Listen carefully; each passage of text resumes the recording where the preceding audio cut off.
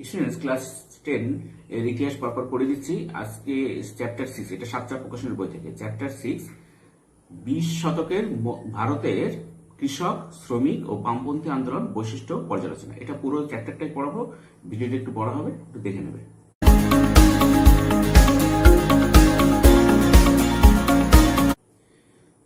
বিংশ শতাব্দীর প্রথমার্ধে প্রায় পুরো সময়টা ভারতবর্ষ ব্রিটিশ শাসনাধীন ছিল।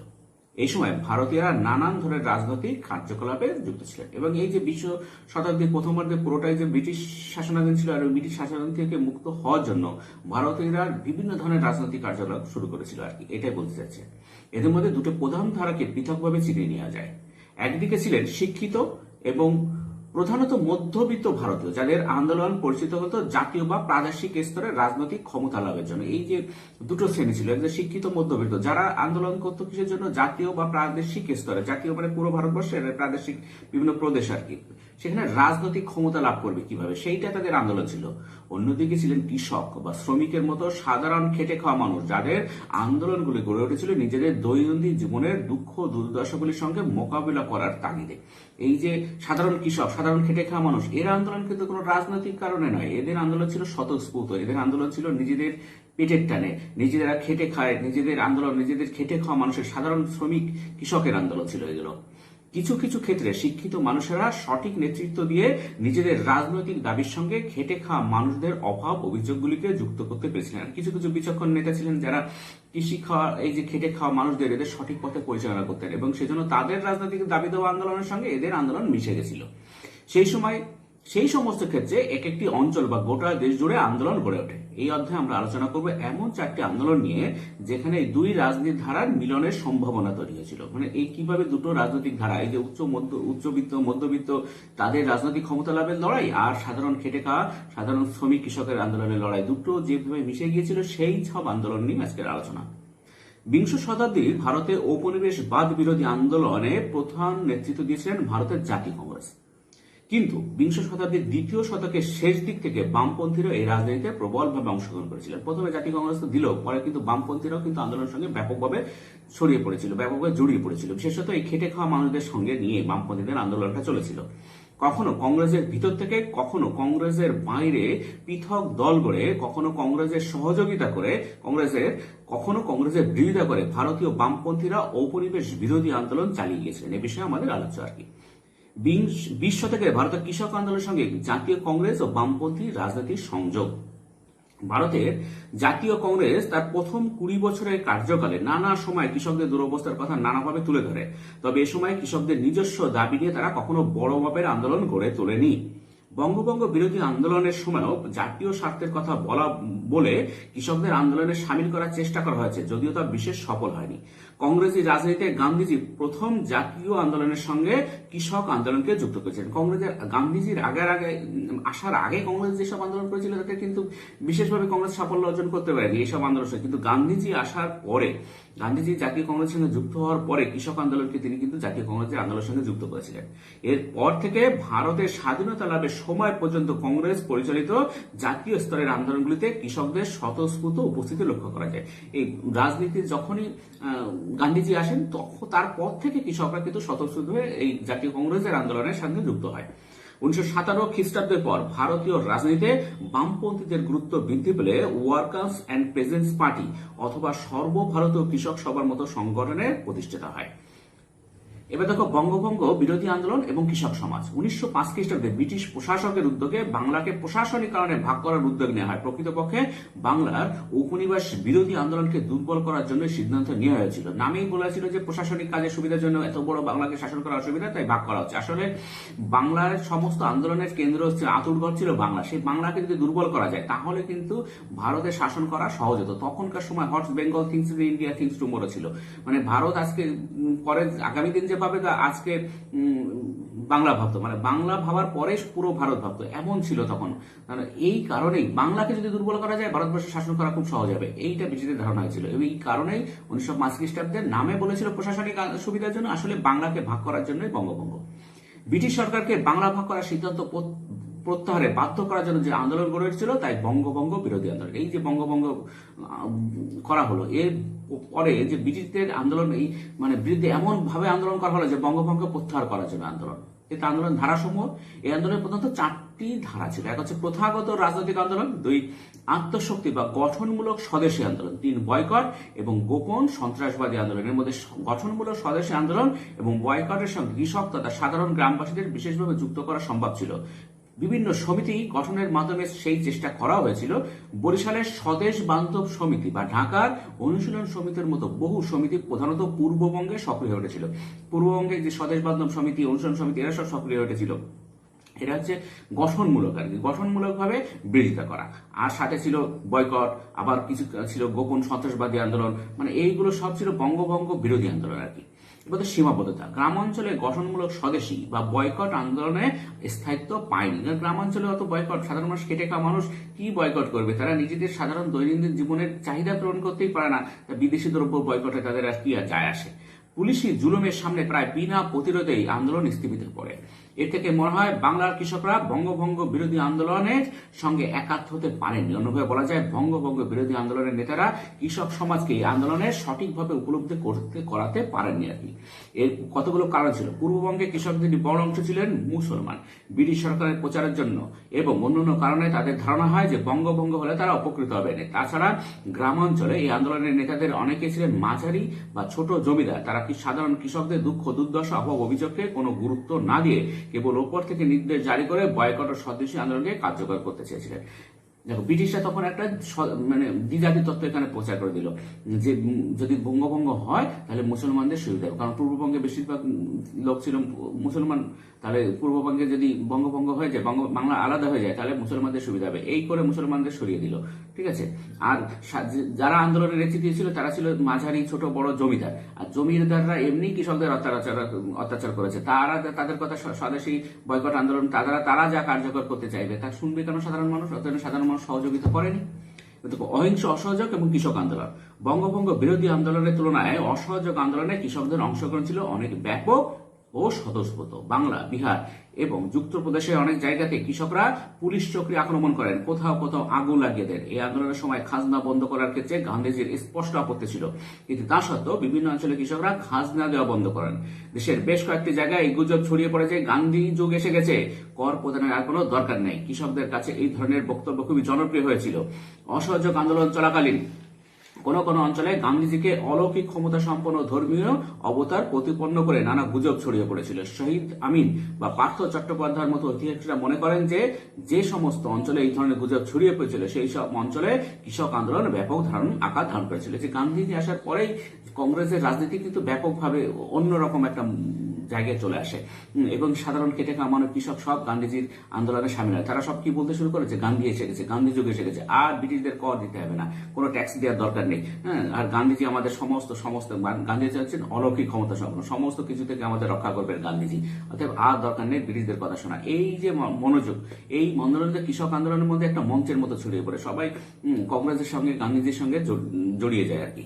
শহীদ আমিনের ইভেন্ট মেটাফোর মেমোরি চৌরি চৌরা 1922 থেকে 1942, এসব সব হচ্ছে শহীদ আমিনের গ্রন্থ আর কি।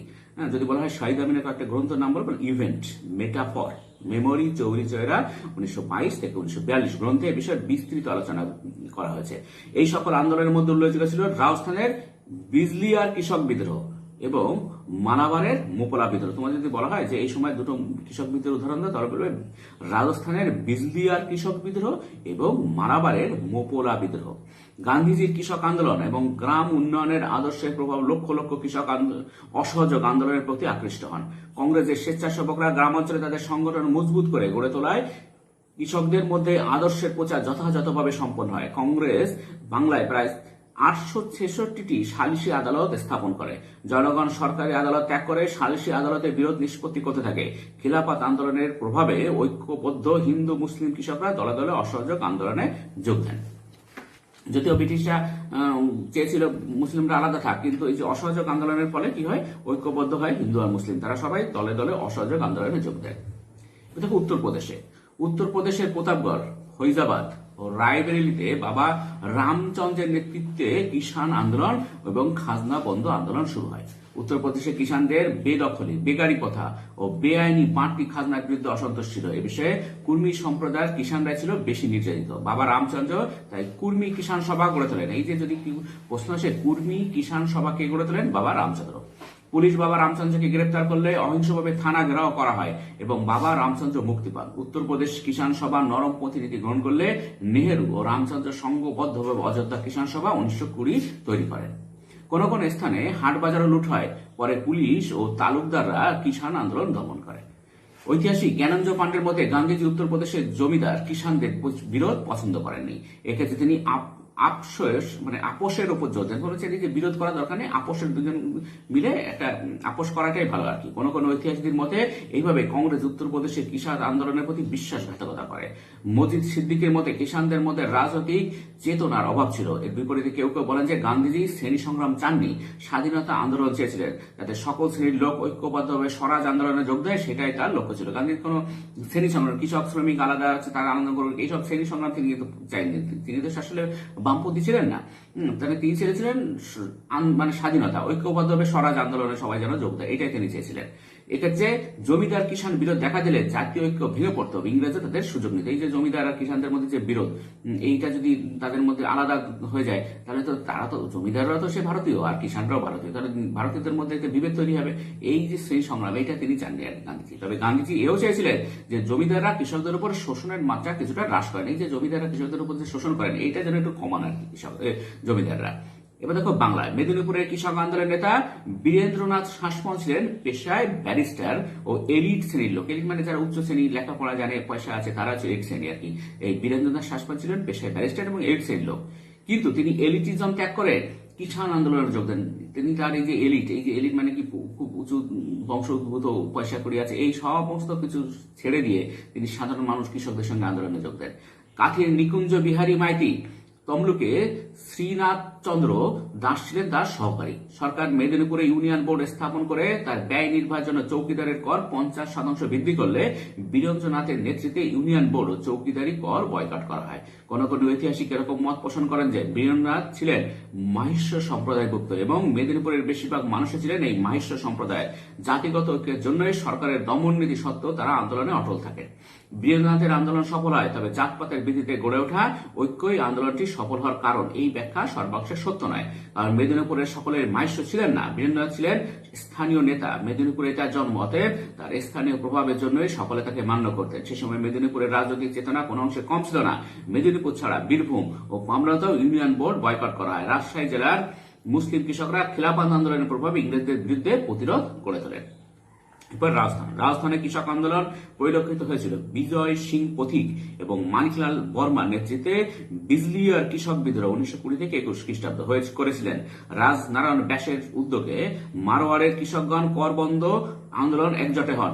আলোয়ারের ক্ষুদ্র কৃষকরা স্থানীয় একটি থানা আক্রমণ করেছিল, তবে উদয়পুরের মহারানা এসব আন্দোলন দমন করতে সক্ষম হন।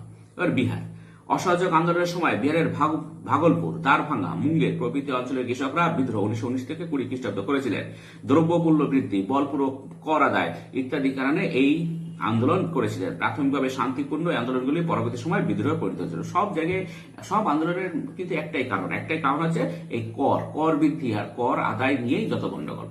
দক্ষিণ ভারত দেখো, অসহযোগ আন্দোলনের সময়কাল দক্ষিণ ভারতের কৃষকরাও বিদ্রোহ করেছিলেন। এই আন্দোলনের সময় কেরালার মালাবার অঞ্চলের মোকোলা বিদ্রোহ 1921 এক ব্যাপক কৃষক বিদ্রোহ রূপে দেখা দেয়।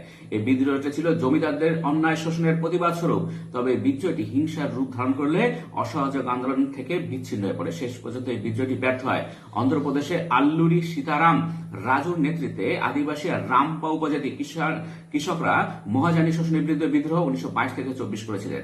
প্রাথমিক পর্বে আন্দোলন গণবিদ্রোহের আকার নিয়েছিল, তবে রাজুর মৃত্যুর সঙ্গে সঙ্গে বিদ্রোহ গতি হারায়। এরপরে থাকে একা আন্দোলন 1921 খ্রিস্টাব্দের শেষ দিকে এবং 1922 খ্রিস্টাব্দের গোড়ায় উত্তর পশ্চিম অযোধ্যার হরদই, হাচরাইচ, বরাবাকি এবং সীতাপুর জেলায় একটি বড় আকারের কৃষক আন্দোলন গড়ে ওঠে। আন্দোলনটি শুরু হয়েছিল স্থানীয় জনৈক কংগ্রেস নেতার উদ্যোগে।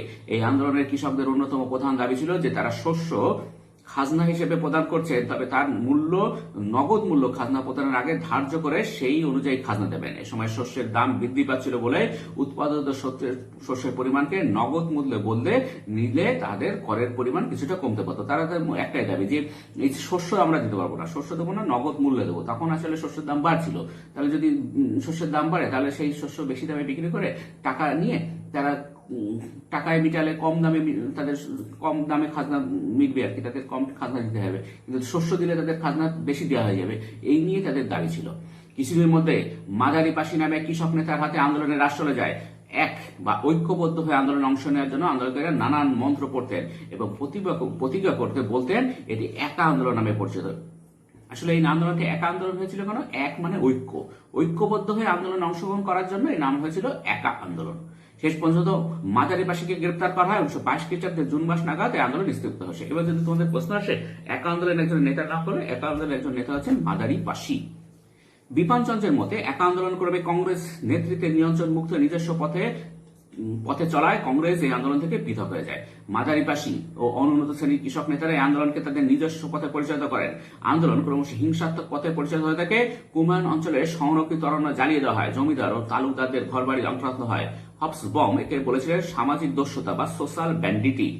আশরফ সিদ্দিকী এই কথাই পুনরাবৃত্তি করেছেন। ফলে সরকার দমননীতি প্রয়োগ করে আন্দোলন চুরমার করে দেন। জ্ঞানেন্দ্র পান্ডে অবশ্য কথা স্বীকার করেননি, তিনি একা আন্দোলনের স্বতঃস্ফূর্ততার কথা বলেছেন। বিপিন চন্দ্র এর উত্তরে বলেছেন, যদি কংগ্রেস এবং মহাত্মা গান্ধী কৃষকদের হিংসা ত্যাগ করতেই পরামর্শ দেন তবে তা কৃষকদের মঙ্গলের জন্যই, কারণ কিষানরা হিংসাত্মক পথ বেছে নিলে সরকার তাদের সহজে দমন করত। কার্যক্ষেত্রে সেটাই ঘটে। সরকারি দমন নীতি চাপে আন্দোলন ভেঙে পড়ে। অতএব গান্ধীজি সমাজের সম্পদশালী শ্রেণীর স্বার্থে পরামর্শ দেন সে কথা ঠিক নয়। তাছাড়া কৃষকরা নিজেরাই জমিদারি ও খাজনা প্রথার রদ চাননি, তারা বেদখলী ও বেআইনি করের থেকে মুক্তি চান। জাতীয় নেতারা এই দাবি সমর্থন করেন।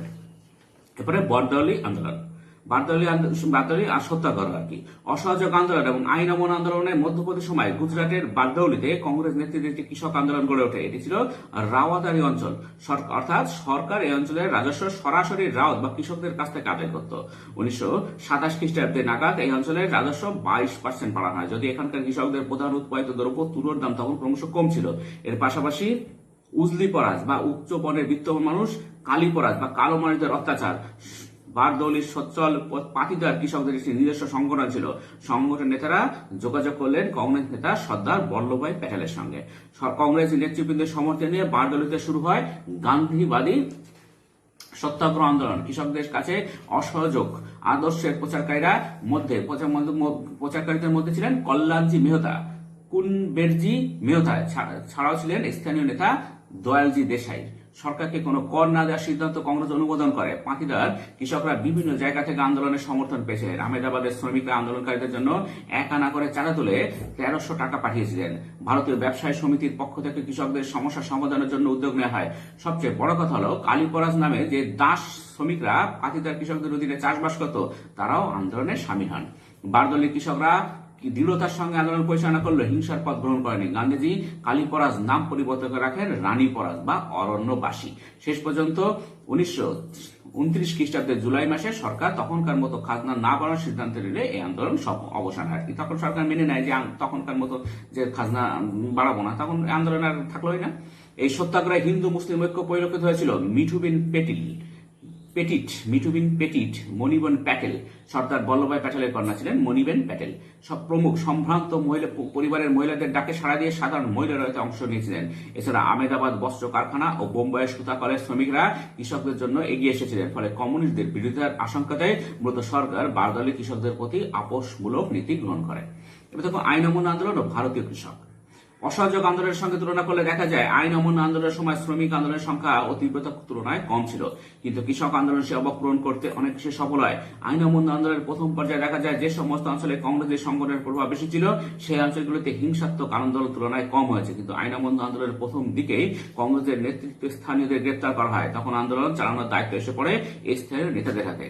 যারা আন্দোলনে অনেক বেশি হিংসাত্মক করে তোলেন, অবশ্যই এর ফলে পুলিশের দমনপীড়নের সম্ভাবনা বৃদ্ধি পায়। যত আন্দোলন হিংসাত্মক হবে, পুলিশের সুবিধা হবে, পুলিশের দমনপীড়নও বাড়বে। বাংলায় কংগ্রেস আন্দোলনের অন্যতম সমর্থক ছিলেন ধনী কৃষকরা। তারা একদিকে দরিদ্র ভাগ চাষী বা বর্গাদার চাষীদের অধিকারের বিরোধিতা করেন, অন্যদিকে বিরোধিতা করেন বড় জমিদারদেরও। এদের উদ্যোগে আরামবাগ, কাঁথি বা তমলুক অঞ্চলে অহিংস আইন অমান্য আন্দোলন গড়ে ওঠে। পূর্ববঙ্গে কৃষক আন্দোলন ব্রিটিশ শাসনের পাশাপাশি জমিদারদেরও বিরোধিতা করে। হিন্দু ও মুসলমান কৃষকগণ এক্ষেত্রে একত্রে আন্দোলনে অংশগ্রহণ করেছিলেন। স্থানীয় মহাজন ও জমিদারদের বাড়িতে হামলা চালানো হয়। কংগ্রেস এই ধরনের হিংসাত্মক আন্দোলনের পাশে না দাঁড়ানোর ফলে একদিকে ওয়ার্কার্স অ্যান্ড পেজেন্টস পার্টি এবং অন্যদিকে নিখিলবঙ্গ প্রজা সমিতির ক্ষমতা বৃদ্ধি পায়। বাংলা ছাড়াও ভারতের অন্যান্য অঞ্চলে তীব্র কৃষক আন্দোলন গড়ে উঠেছিল। অন্ধ্রপ্রদেশ ও তামিলনাড়ু ছিল তার মধ্যে উল্লেখযোগ্য। এই আন্দোলন কৃষ্ণা, গোদাবরী নদী তীরবর্তী বিভিন্ন রাতারি অঞ্চলে ছড়িয়ে পড়েছিল। আইন অমান্য আন্দোলন অনেক সময় হিংসাত্মক হয়ে ওঠে এবং সেটি দমন করার জন্য পুলিশ রীতিমতো নিষ্ঠুরতা অবলম্বন করে। যুক্তপ্রদেশ এবং গুজরাটে আইন অমান্য আন্দোলনের প্রধান অস্ত্র ছিল কর বন্ধ করা। অযোধ্যা ও যুক্তপ্রদেশের অনেক জায়গায় কৃষকরা ভূস্বামীদের খাজনা প্রদানও বন্ধ করে দেন। গান্ধীজি জমিদারি অঞ্চলগুলোতে কর বন্ধ করার বিপক্ষে ছিলেন, কারণ এই অঞ্চলের কর বন্ধের অর্থ জমিদারের খাজনা বন্ধ হয়ে যায়। সেক্ষেত্রে জমিদাররা কংগ্রেসের যে আন্দোলনের প্রতি সমর্থন ফিরিয়ে নিতে পারতেন আর কি। গান্ধীজি জমিদারদের বিরোধিতা কখনোই করেননি। কংগ্রেসের ঘোষিত নির্দেশ সত্ত্বেও যুক্তপ্রদেশ এবং অযোধ্যার অনেক জায়গায় জমিদাররা কৃষকদের কাছ থেকে খাজনা আদায় করতে পারেননি। বিহারে শুরু হয়েছিল চৌকিদারি কর বন্ধের আন্দোলন। গুজরাটে পাতিদার কৃষকরা সরকারি কর প্রদান বন্ধ করে দিয়েছিলেন। 1930-31 খ্রিস্টাব্দে আইন অমান্য আন্দোলন ভারতীয় কৃষকদের সক্রিয় অংশগ্রহণের সাহস জুগিয়েছিল, কিন্তু আন্দোলনের উপর কোন একটি দল বা আদর্শের পূর্ণ নিয়ন্ত্রণ ছিল না। ভারতীয় কৃষক সমাজ বৈচিত্র্যপূর্ণ ছিল। এই বৈচিত্র্যের মধ্যে ঐক্যের প্রতি ছিলেন গান্ধীজি। কিন্তু এই আইন অমান্য আন্দোলনের এক উত্তাল পর্যায়ে কোন দাবি মেটার নিশ্চিত প্রতিশ্রুতি ছাড়াই বলাট আরউইনের সঙ্গে গান্ধীজির বৈঠক এবং চুক্তি করতে রাজি হয়ে যায়। ফলে কৃষকদের একটি বড় অংশ হতাশ হয়ে কংগ্রেসের বাইরে নেতৃত্বের খোঁজ করতে থাকেন। এই যে গান্ধীজি আর আরউইন চুক্তি হলো, কৃষকরা হতাশ হয়ে যায়, এবং তারা অন্য নেতৃত্ব খুঁজতে চেষ্টা করে। কংগ্রেসের মধ্যে আর তাদের পছন্দ হচ্ছে না, কংগ্রেসের বাইরে কোনো নেতা খোঁজ করে তারা। বাংলা, উত্তর পশ্চিম সীমান্ত প্রদেশ প্রভৃতি অঞ্চলে কৃষকদের উপর কংগ্রেসের প্রভাব বরাবর মতো হ্রাস পেয়ে যায়। 1930-এর দশকে কিষাণ আন্দোলন ও আইন অমান্য আন্দোলনের বিশালতা বৈচিত্র্য এত পরিপূর্ণ ছিল যে এই আন্দোলন দুটিকে এক সূত্রে গঠিত করা কঠিন। আইন অমান্য আন্দোলনের কিষাণ আন্দোলনের কোনো জায়গায় অঙ্গাঙ্গিভাবে জড়িত ছিল, যেমন উত্তরপ্রদেশে। সেখানে এই আন্দোলনের বিচ্ছিন্ন করে বিচার করা কঠিন। বিপান চন্দ্র যথার্থ বলেছেন যে কোনো বামপন্থী সমালোচক যাই বলুন না কেন, আইন অমান্য আন্দোলনকে উপলক্ষ করে 30-এর দশকে কৃষক আন্দোলন ভারতের বিভিন্ন অঞ্চলের শাখা প্রশাখা বিস্তার করে। যে অঞ্চলগুলিতে আইন অমান্য আন্দোলন বা জাতীয় আন্দোলন তীব্র ছিল, সেই অঞ্চলগুলিতে কিষাণ আন্দোলন বন্ধ করা যায়। এর যোগাযোগ আদৌ আকর্ষণীয় ছিল না। 1930-এর দশকে কিষাণ আন্দোলনের সব কর্মকৌশলী আইন অমান্য আন্দোলনের কর্মকৌশলের সঙ্গে অভিন্ন ছিল। উদাহরণস্বরূপ, কিষাণদের খাজনা বন্ধ করা বা সত্যগ্রহণ আন্দোলনের কথা বলা যায়।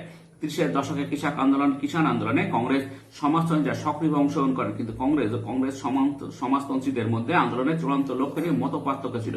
কংগ্রেসীরা কখনোই জমিদারি প্রথা উচ্ছেদের দাবি নিয়ে আন্দোলন করতে প্রস্তুত ছিলেন না। অবশ্য কমিউনিস্টরা এই আপোষ নিতে সম্মতি দেননি। কংগ্রেসরা চেয়েছিলেন যে জমিদার প্রথা থাক এবং জমিদারদের বিরুদ্ধে কোনো আন্দোলন করা যাবে না, কিন্তু যারা বামপন্থী কমিউনিস্ট তারা কিন্তু জমিদারদের বিরুদ্ধে আন্দোলন করতে চেয়েছিলেন। এই কারণে বাংলায় তেভাগা আন্দোলন শুরু করেন তাদের মধ্যে কংগ্রেসের আপোষমূলক নীতির জন্যই ভারতে কিষাণ আন্দোলন সফল হয়নি। ভারত ছাড়ো আন্দোলন ও ভারতীয় কৃষক। ভারত ছাড়ো আন্দোলন গড়ে উঠেছিল এক আন্তর্জাতিক মহাসন্ধিক্ষণে।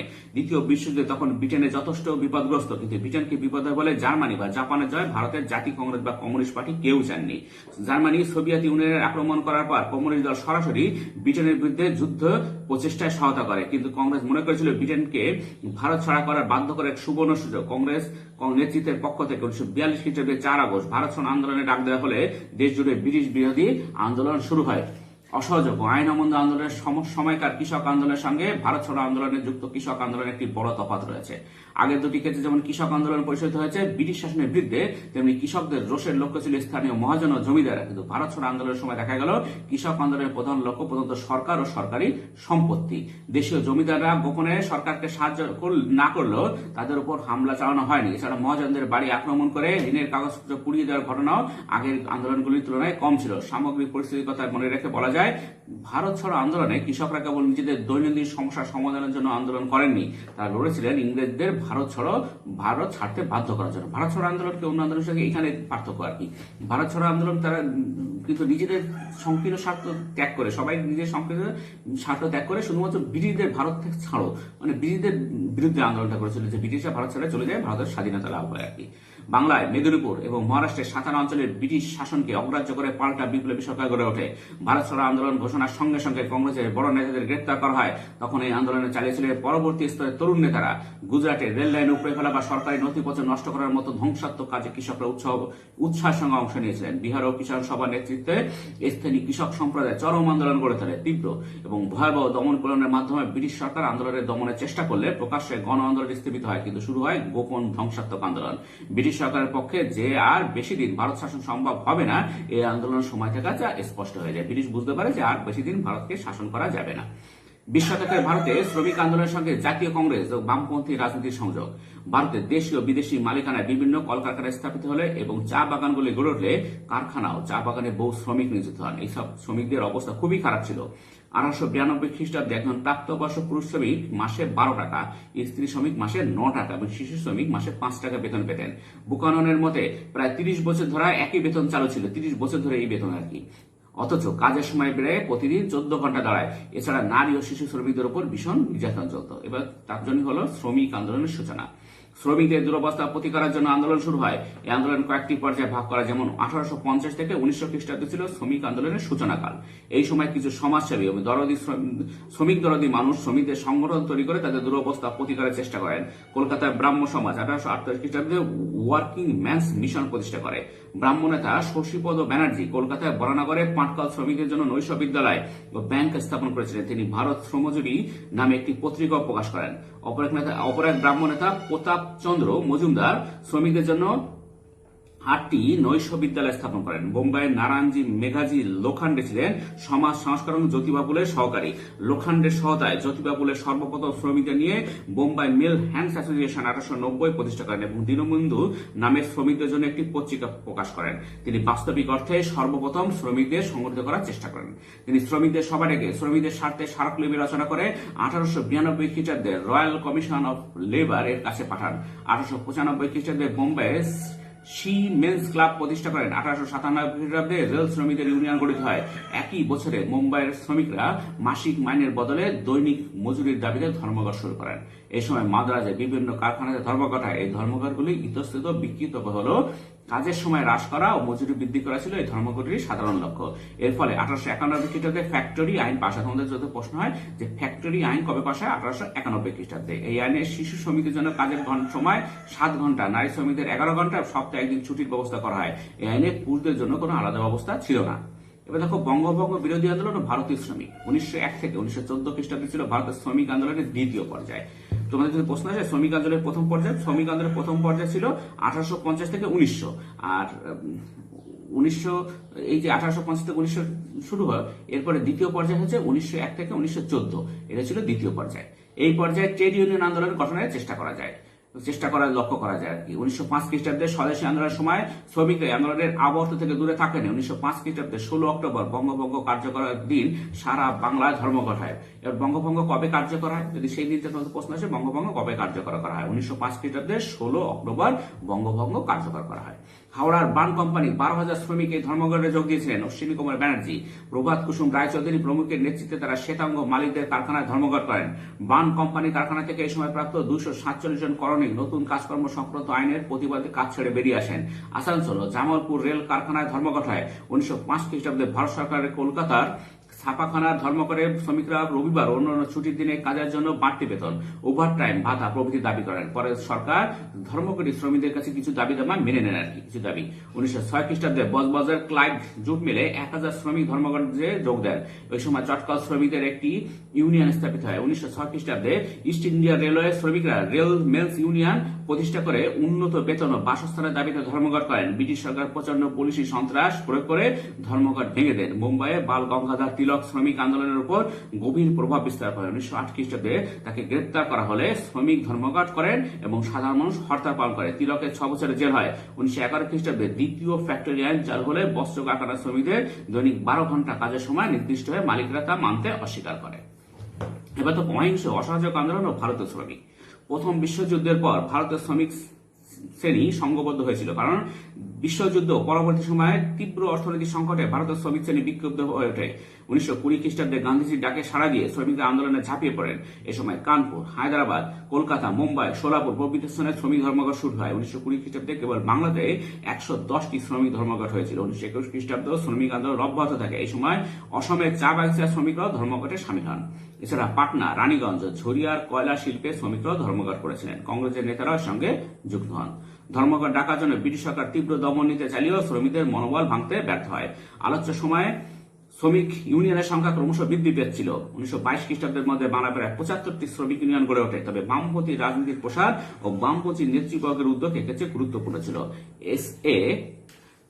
ডাঙ্গে, সিঙ্গারাভেলু চেট্টিয়ার প্রমুখ বামপন্থী নেতা শ্রমিক আন্দোলনের নেতৃত্ব দিয়েছিলেন। যদি বলা হয় শ্রমিক আন্দোলনের নেতাদের নাম বলো, তখন বলবে এস.এ.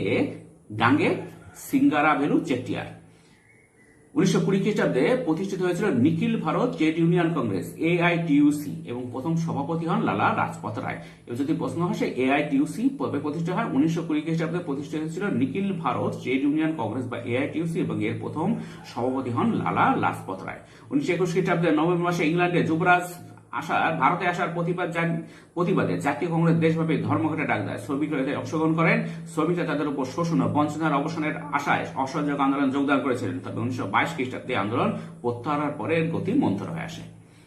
শ্রমিক শ্রেণীর রাজনৈতিক চেতনার বিকাশ। এই পর্বে ভারতের শ্রমিক শ্রেণীর রাজনৈতিক চেতনার বিকাশ ঘটে। ট্রেড ইউনিয়ন সংগঠিত হয় এবং প্রত্যক্ষ সংগ্রামের যুগ শুরু হয়। প্রথম বিশ্বযুদ্ধের সময় ভারতের শিল্প কারখানাগুলিতে শ্রমিকের সংখ্যা যথেষ্ট বৃদ্ধি পায়। 1917 খ্রিস্টাব্দে রাশিয়ার বিপ্লব ভারতের শ্রমিকদের উপর বিশেষ প্রভাব বিস্তার করে।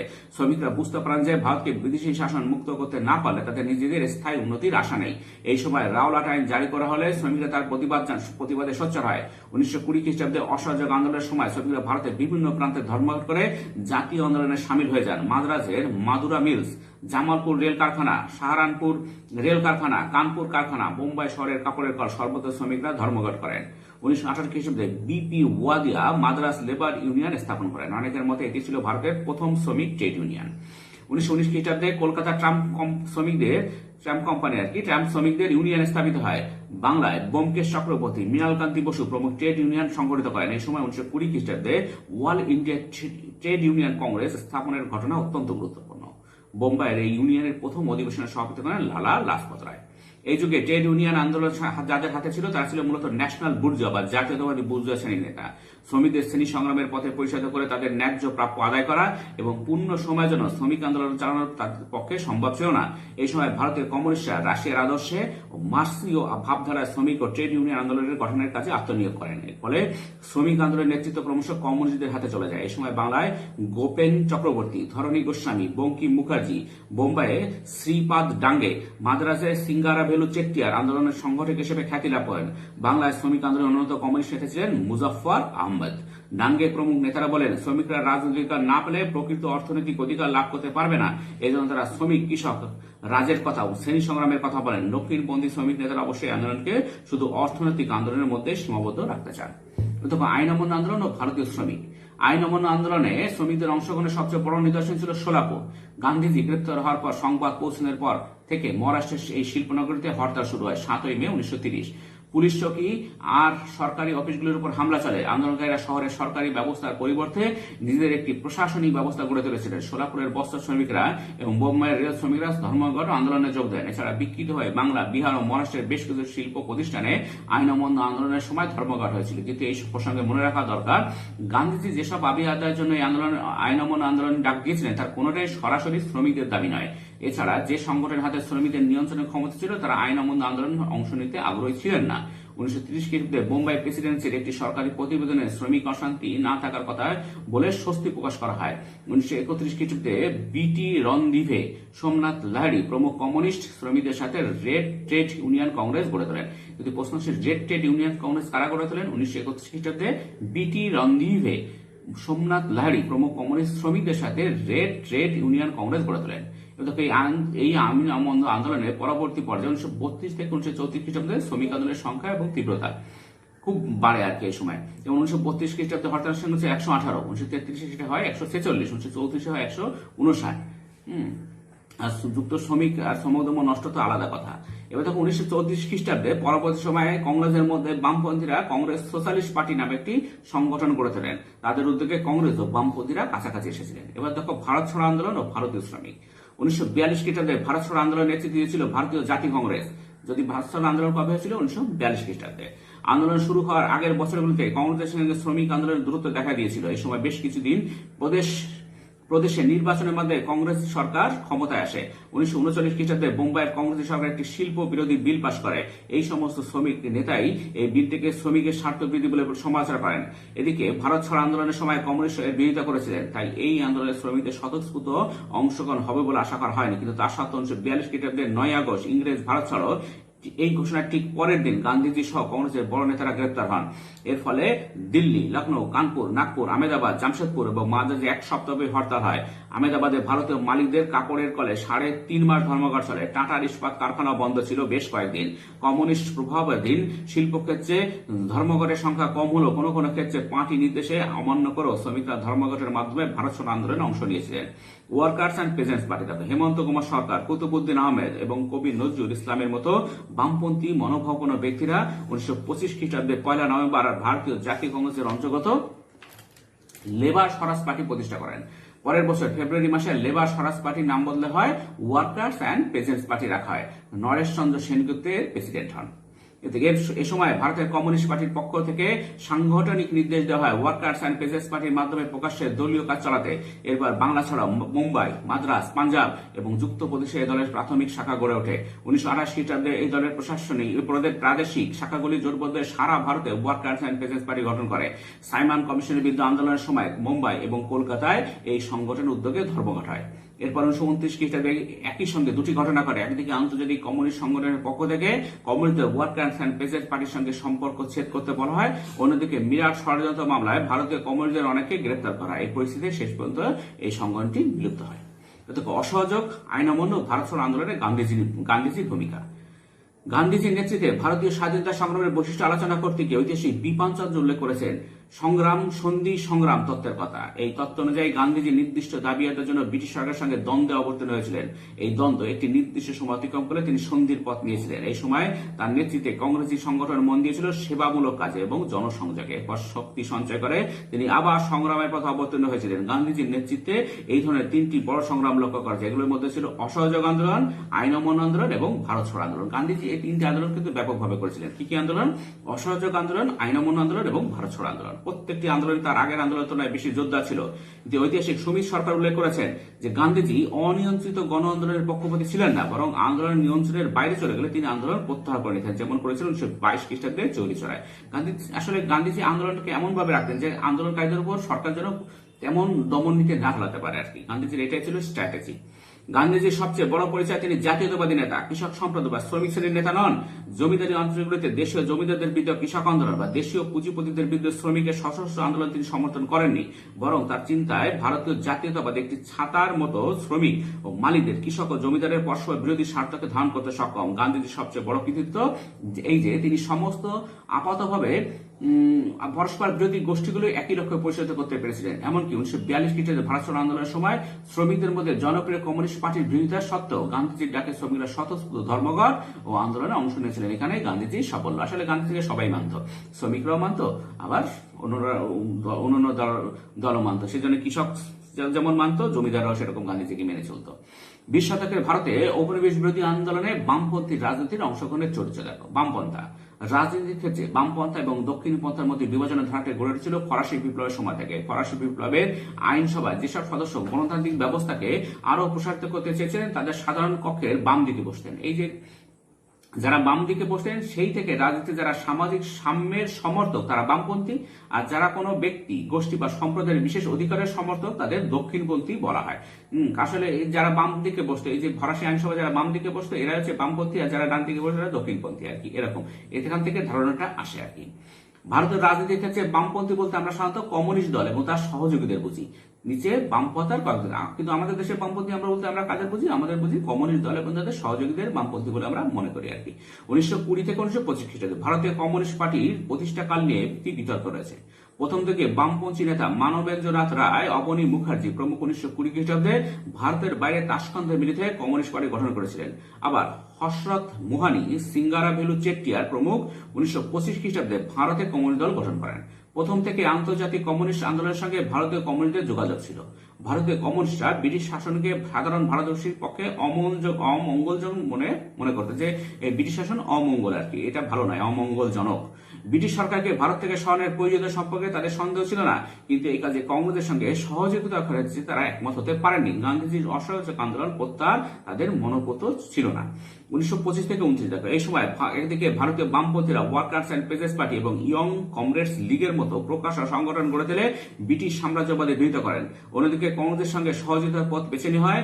সাইমন কমিশন বিরোধী আন্দোলনে অংশ নেওয়ার পাশাপাশি ট্রেড ইউনিয়ন আন্দোলনগুলির সঙ্গে বামপন্থীরা যুক্ত হয়েছিলেন। তাদের উদ্যোগে বোম্বাই প্রেসিডেন্সি গড়ে ওঠে বিখ্যাত কিরনি গামগার ইউনিয়ন। এ সময় বাংলায় লাঙ্গল ও গণবাণী, পাঞ্জাবে কীর্তি ও মহারাষ্ট্রে ক্রান্তি নামক পত্রিকা বামপন্থীদের মুখপত্র হিসেবে কাজ করেছিল। এবার দেখো, বাংলায় এই লাঙ্গল ও গণবাণী, পাঞ্জাবে কীর্তি এবং মহারাষ্ট্রে ক্রান্তি, এগুলো কি ছিল? বামপন্থীদের মুখপাত্র। এবার দেখো 1927 থেকে 28, এই যে তোমাদের অনেক সব প্রশ্ন আসে যে বামপন্থীদের মুখপত্রের নাম লেখো, তখন বলবে বাংলায় যদি বলে তাহলে বাংলায় লাঙ্গল গণবাণী, পাঞ্জাবে কীর্তি এবং মহারাষ্ট্রে ক্রান্তি, এটা মাথায় রাখবে। 1927 থেকে 28 খ্রিস্টাব্দে নাগাদ সুভাষচন্দ্র বসু এবং জওহরলাল নেহরুর মতো কংগ্রেসী সমাজবাদী নেতাদের সঙ্গে ভারতীয় বামপন্থীদের সম্পর্ক খুব কাছাকাছি এসেছিল। 1929 থেকে 34 দেখো, 1929 খ্রিস্টাব্দে থেকে কংগ্রেসের সঙ্গে বামপন্থী দূরত্ব তৈরি হয়। মার্চ মাসে মিরাট ষড়যন্ত্র মামলায় নেতৃত্বস্থানীয় সমস্ত কমিউনিস্ট নেতাদের গ্রেফতার করা হলে প্রাথমিকভাবে কংগ্রেসের পক্ষ থেকে মামলায় আইনি সাহায্যের প্রতিশ্রুতি দেওয়া হয়, কিন্তু শেষ পর্যন্ত আইন অমান্য আন্দোলনের ব্যস্ততায় কংগ্রেস এই প্রতিশ্রুতি রক্ষা করেনি। এর কিছুদিন আগেই মানবেন্দ্রনাথ রায় বলেন যে ভারতীয় বামপন্থী যেমন ব্রিটিশদের বিরুদ্ধে লড়াই করতে হবে, তেমনি লড়তে হবে দেশীয় জমিদার মালিকদের সঙ্গেও। কংগ্রেসকে তিনি দেশীয় পুঁজিপতি আর ভূস্বামীদের স্বার্থবাহী সংগঠন বলে চিহ্নিত করেছেন। এবার দেখো একটু মানবেন্দ্র রায় ভারতের বামপন্থী আন্দোলন সম্পর্কে জানো। ভারতের বামপন্থী আন্দোলনের জনক ছিলেন মানবেন্দ্রনাথ রায়। 1915 খ্রিস্টাব্দে জার্মানি থেকে অস্ত্র সংগ্রহের উদ্দেশ্যে তিনি ভারত ত্যাগ করেন। কিছুদিন পর আমেরিকা হয়ে মেক্সিকো পৌঁছে সেখানে তিনি কমিউনিস্ট আদর্শে দীক্ষিত হন। 1920 খ্রিস্টাব্দে লেনিনের আমন্ত্রণে তিনি কমিউনিস্ট ইন্টারন্যাশনালের দ্বিতীয় কংগ্রেসে যোগদান করতে সোভিয়েত ইউনিয়নে যান। লেনিনের যুক্তি খণ্ডন করে তিনি ভারতে আন্দোলনের পরিচালনায় জাতীয় কংগ্রেসের সঙ্গে একত্রে আন্দোলন পরিচালনার তত্ত্ব খারিজ করে দেন। 1920 খ্রিস্টাব্দে অক্টোবরে তার নেতৃত্বে তাশকন্দে কমিউনিস্ট পার্টি প্রতিষ্ঠিত হয়। 1922 খ্রিস্টাব্দে তিনি বার্লিনে কমিউনিস্ট পার্টির সদর দপ্তর গড়ে তোলেন এবং দলের মুখপাত্র ভ্যানগার্ড অব ইন্ডিয়ান ইন্ডিপেন্ডেন্স প্রকাশ করেন। সেখান থেকে তিনি ভারতীয় কমিউনিস্টদের সহযোগিতা ও পরামর্শ দান করেন। তার রচিত বিখ্যাত গ্রন্থটি হল ইন্ডিয়া ইন ট্রানজিশন। দেখো, কংগ্রেসের সঙ্গে একযোগে আইন অমান্য আন্দোলনের কমিউনিস্ট অংশগ্রহণ করেননি, এজন্য কমিউনিস্টরা পরবর্তীকালে ভুল স্বীকার করেছিলেন। 1932 থেকে 38 খ্রিস্টাব্দের মধ্যে কংগ্রেসের সঙ্গে বামপন্থীদের সম্পর্কের উন্নতি হয়। বামপন্থীর উদ্যোগে শ্রমিক আন্দোলনের পুনরায় শক্তিশালী হয়ে ওঠে। দেখো 1934 থেকে 39, 1934 খ্রিস্টাব্দে ভারতের কমিউনিস্ট পার্টি এবং তার শাখা সংগঠন সহ বেশ কয়েকটি ট্রেড ইউনিয়নকে ব্রিটিশ সরকার নিষিদ্ধ ঘোষণা করে। এই সময় থেকে ভারতের কমিউনিস্ট আন্দোলন কংগ্রেসের মতো জাতীয়তাবাদী দলের সঙ্গে যুক্ত ফ্রন্ট গড়ে ব্রিটিশ সাম্রাজ্যকে বিরোধিতা করার নীতি গ্রহণযোগ্য হয়ে ওঠে আর কি। ইতিমধ্যে জাতীয় কংগ্রেসের ভিতরে বামপন্থীরা গড়ে তুলেছেন কংগ্রেস সোশ্যালিস্ট পার্টি। কৃষকদের মধ্যে সংগঠনের বিস্তারের জন্য গড়ে তোলা হয় সারা ভারত কিষাণ কংগ্রেস 1936 এবং 1938 খ্রিস্টাব্দে এই সংগঠনের নতুন নাম করা হয় সারা ভারত কিষাণ সভা।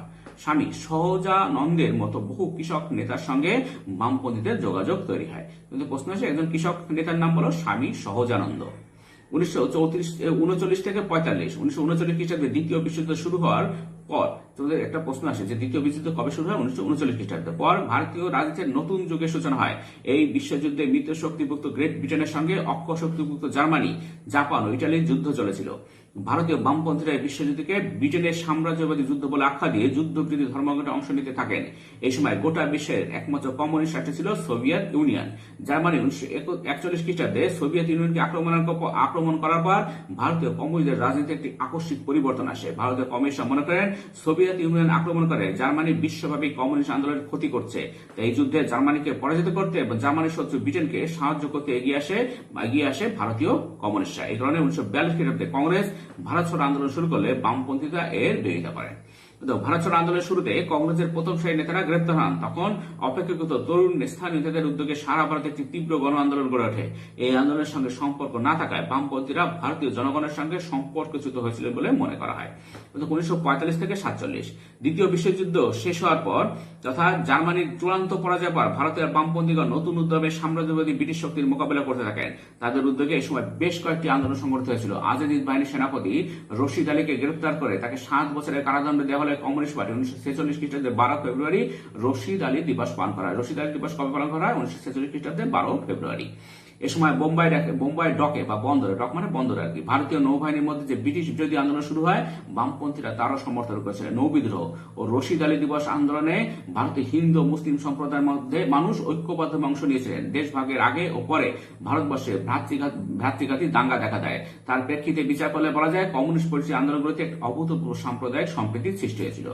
দেশভাগের অব্যবহিত আগে বাংলা, পাঞ্জাব, অন্ধ্রপ্রদেশ, তেলেঙ্গানা অঞ্চলে বামপন্থীদের নেতৃত্বে কৃষক আন্দোলন শুরু হয়েছিল। এর পাশাপাশি বিভিন্ন অঞ্চলে শুরু হয় শ্রমিক আন্দোলন। কংগ্রেস ও মুসলিম লীগ তখন ব্রিটিশদের হাত থেকে ক্ষমতা হস্তান্তরের দিন গুনছে।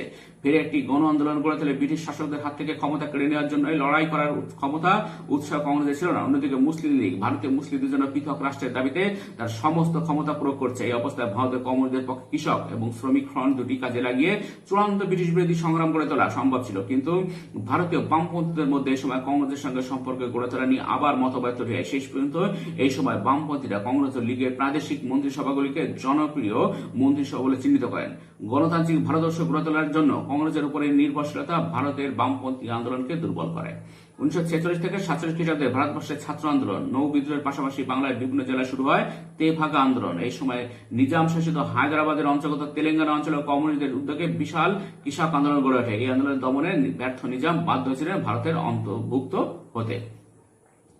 এবার দেখো, বামপন্থীরা কিন্তু শেষ পর্যায়ে গণ আন্দোলনগুলোকে চূড়ান্ত পরিণতি দেওয়ার সাহস দেখাতে পারেননি। কোন কোন বামপন্থী নেতা বলেছেন তারা তেভাগা আন্দোলনকে অর্থনৈতিক দাবি আদায়ের জন্য আইনি লড়াই হিসেবে চালাতে চেয়েছিলেন।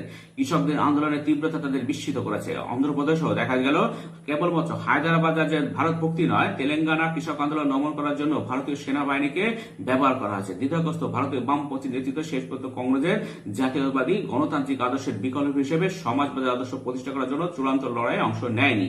তবে কৃষক আন্দোলন প্রত্যাহার নিলে ভারতে সংসদীয় গণতন্ত্র প্রতিষ্ঠার পথ প্রশস্ত হয় এবং ভারত সংসদীয় গণতন্ত্র কিন্তু থাকে আর কি। আজকে এ পর্যন্ত, পরের ভিডিও দেখা হবে। Thank you very much for watching.